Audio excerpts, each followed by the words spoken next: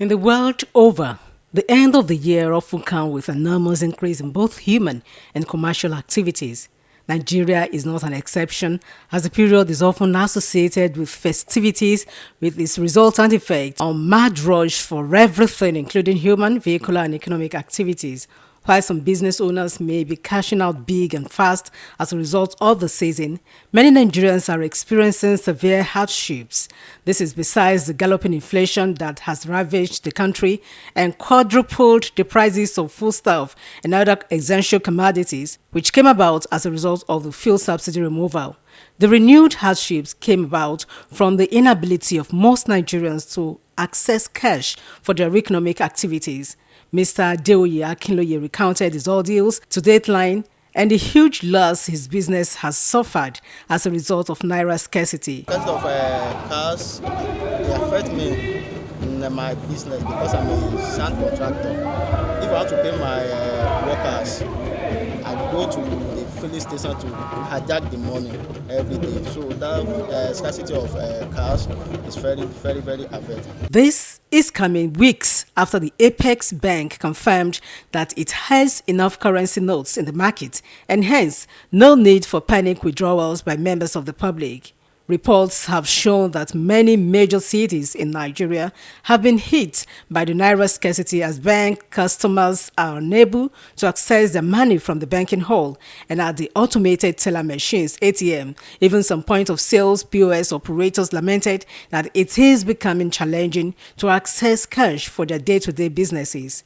Mr. Olaya Olayemi, who spoke with Dateline, described the Naira scarcity rearing its ugly head again as a bad omen for Nigeria's economy. He noted that it is even more worrisome that such is happening during the festive season when people spend more money. He maintained that cashless transactions that would have saved the situation is being hampered by poor network. When there is no money, business can move smoothly.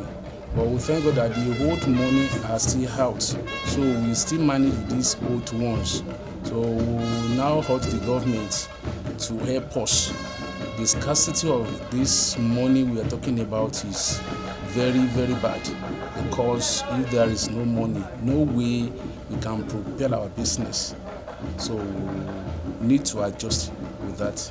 The Naira scarcity saga is also coming at a period the Central Bank of Nigeria had issued directive to all commercial banks to bear customers without the Bank Verification Number (BVN) and the National Identification Number (NIN) linked to their accounts. The CBN gave the deadline. The CBN noted that the deadline of 1st of March 2024 remained sacrosanct. A renowned agriculturist, Otumba Emiola Ogunsoya, is of the view that the CBN is on the right track. What the federal government is saying is the right thing, because in other countries of the world, it's what they are doing so that they can know how many, they can know the history of a person. And then they can know much about it. They can know how millions a person have. If you see what is happening in the country today, some of our players, our leaders, you see them with billions, trillions.